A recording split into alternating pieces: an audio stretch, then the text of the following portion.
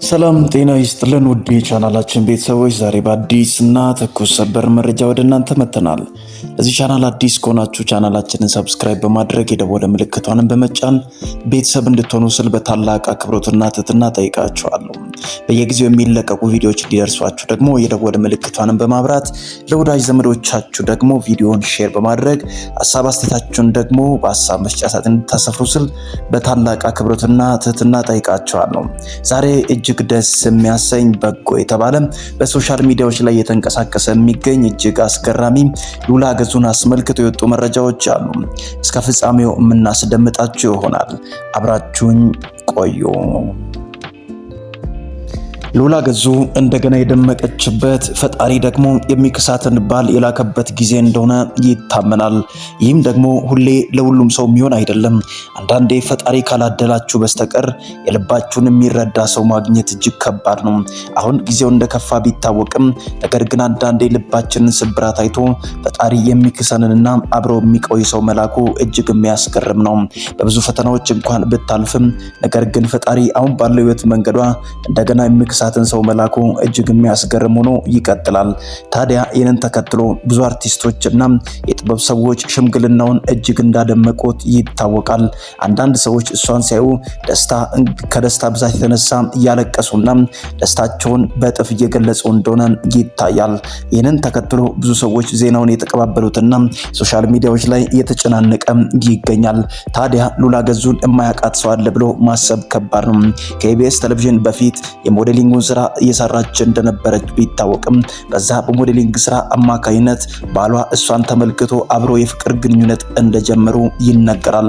ይህንን ተከትሎ ታዲያ በዛ በሞዴሊንግ ስራ በምትሰራበት ጊዜ እጅግ ቀጭን፣ በዛ መካከል ደግሞ ውበቷም ጎልቶ የማይታየው የነበረችው ሉላ ከጊዜ በኋላ ከባሏ ጋር ከዛ ሰዓት ጀምሮ አብሮ ማውራት እንደጀመሩ ጥቂት እንደቆዩ ደግሞ የፍቅር ግንኙነት እንደጀመሩ ይታወቃል። ባሏ በሰዓቱ በነበረው ጊዜ መልካም ሰው እንደነበር ትናገራለች። ከዚህ አለፍ ብሎ ደግሞ በስራ አጋጣሚ የስራ ሁኔታ እየተበላሸ ሲመጣ ባህሪውም እየተቀየረ ነገሮቹ እንደ አዲስ ለመጀመር ፈተና ውስጥ እያስገባት እንደነበር ትናገራለች። አንዳንድ ጊዜ መልካም የሚመስሉ ሰዎች ከጊዜ በኋላ በስራ ሁኔታና በአንዳንድ ነገሮች ልባቸው ፊታቸውም እየተቀየረ ሊመጣ ይችላል። ሉላ ገዙን የገጠማት ፈተና እሱ ነው። ከባሏ ጋር በመልካምና በጥሩ ስብዕና አብረው እየኖሩ ቢቀጥሉም በዚያ መካከል ግን ባሏ በነበረበት ጫናና የስራ ሂደት ክርክሮችንና አለመግባባቶች እየሰፉ ሲመጡ በዚያ መካከል ደግሞ አንዳንድ ጊዜ ወንድ ልጅ ትላንት አግኝቶ መልሶ ሲያጣ ባህሪው እንደሚቀየር የታወቀ ጉዳይ ነው። ሉላ ገዙ አብሮ ሲኖሩ በፈተና ነገሮችን ለማለፍ ብትታገልም ነገር ግን የባሏ ጽናት እጅግ በብዙ ፈተናዎች ሲፈተን እሷን ጥሎ ብቻውን ለመኖር እንደወሰነና ሌላ ሚስት አግብቶ በዚህ ሰዓት ሁለት ተጨማሪ ልጆችን ወልዶ ለብቻው እየኖረ እንዳለ ይታወቃል። ታዲያ ይህንን ተከትሎ ሉላ ገዙ ባሏን አውቃ እንደፈታች አንዳንድ ሰዎች እንኳን ቢያወሩም ነገር ግን አለፍ ብሎ አሁን የሚነገረው ነገር ከዛ የራቀ እንደሆነ ይነገራል። ይህንን ተከትሎ ሉላ ገዙ አሁን ባለው ሁኔታ ከባሏ ጋር የተፋቱት ባለመግባባት ብቻ ሳይሆን ባሏ በስራ አጋጣሚ ከሰዎች ጋር በተፈጠረበት ህይወት መንገድ ላይ ከሷ ጋር የነበረውን የፍቅር ሁኔታ ሲያቀዘቅዝና አንዳንድ ሁኔታዎች በህይወቱ መጥቶ ያንን መጋፈጥ ስላልቻለ የመጨረሻ አማራጩ መፋታት እንደሆነ ስለነገራት ሁለቱ አብሮ መቀጠል እንዳልቻሉ መረጃዎች ይናገራሉ። ከዚያ ፈተና አለፍ ብሎ ታዲያ ሉላ ገዙ አሁን ያለችበት ህይወት መንገድ ብዙዎችን ያስገረመ ያስደነቀ ሆኗል። ድል ባለ ሁኔታ እንደገና ልትሞሸር እንደሆነ መረጃዎችን ሰርተንና በሚቀጥለው ሳምንታት ሙሉ በሙሉ ይፋ እንደሚሆን ተናግረን ነበር። ይህን ተከትሎ ደግሞ ዛሬ በአርቲስቶች የደመቀው የሉላ ሰርግ ብዙዎችን አጃይብ አስብሏል። የሉላ ገዙ የህይወት መንገዷ እጅግ ብዙዎችን ያስገረመ ቢሆንም አሁን ባለው ሁኔታ ግን ሽምግልናውን ብዙ አርቲስቶችና የጥበብ ሰዎች በተገኙበት ትላንትና አክብራ እንዳሳለፈች ይነገራል። አሁን ወደ ህይወቷ የመጣው ባል እንግዲህ በሁላችንም ዘንድ አብሮ በኢቢኤስ ቤት አብሮ አጋር ሆኖ ከሷ ጋር ፕሮግራም እንደሚያዘጋጅ የምናውቀው ዳኒ ነው። ዳኒ ደግሞ በጣም ብዙ ፊልሞችን እንደሰራ ታዋቂነትን ካከበቱ ሰዎች መካከል እንኳን ቢኖር ከዚያ ከዝናውና ከገንዘቡ በላይ አሁን ሰው ያስፈልገዋል።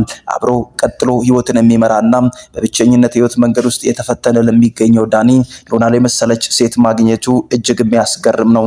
እሱ መልካም ጨዋ እጅግ ትሁትና በጎ ሰው እንደሆነ ይነገርለታል። ይህንም አለፍ ብሎ ደግሞ የዳኒ የህይወት መንገድ በፈተና የታጀበ ቢሆንም ነገር ግን ከሚስቱ ጋር በአንዳንድ አለመግባባቶች ምክንያት ከዛ ከሚኖርበት ከኖርዌይ አገር መጥቶ ቀጥሎ ደግሞ ስዊድን ላይ ቆይቶ በስተመጨረሻ ወደ ስራው የተመለሰው ዳኒ በብዙ ፈተናዎች እንኳን ብቸኝነቱን የተጋፈጠ መንገዱን እየመራ እንደሚገኝ የታወቀ ጉዳይ ነው። ታዲያ አሁን ባለው የህይወት መንገድ ሉላና ዳኒ መጣመራቸው በብዙዎች ዘንድ ግርምትን የፈጠረና በአንዳንድ ሰዎች ደግሞ አለማመንን የጫረ ጉዳይ ቢሆንም ነገር ግን አሁን ባለው በሁለቱ የህይወት መንገድና ግንኙነት ውስጥ ዛሬ ላይ የተሰሙ ያሉ በጎ ነገሮች እጅግ ደስተኛ የሚያደርጉ ናቸው። እንደገና መሞሸር፣ እንደገና ባል ማግኘት እጅግ ብዙዎችን ያስደሰተ ጉዳይ ሆኗል። ከዛ ማለፍ ብሎ ደግሞ ከሉላ ጋር አሁን አብሮ ያለው ዳኒ መሆኑ እጅግ ብዙዎችን ያስገረመ ጉዳይ ሆኗል። አንዳንድ ጊዜ ፕሮግራም ሲያዘጋጁ ኮሜንቶችን ገብታችሁ ካያችሁ ሁለታችሁ ባልና ሚስት ትመስላላችሁ፣ ፈጣሪ አብራችሁ የምትኖርበትን እድል ያድላችሁ የሚሉ ሰዎች መበራከታቸውን ተከትሎ አሁን ባለው ሁኔታ የሁለቱ አብሮ መሆንና የዳኒ እንደገና ሽምግልና መላክ ብዙዎችን ያስገረመ ጉዳይ ሆኖ ይቀጥላል። አሁን ባለው የህይወት መንገድ ዳኒና ሉላ የገቡበት የህይወት መንገድና መልክ እጅግ ብዙዎችን ያስገረመ፣ የሃይማኖት መሪዎችም የተገኙበት፣ ትላልቅ አርቲስቶች ደግሞ ዳኒን ወክሎ ለሽምግልና መሄዳቸው ብዙዎችን ያስገረመ ሆኗል። ታዲያ አሁን ባለው ሁኔታ ሉላ እንደገና ልትሞሸር ነው።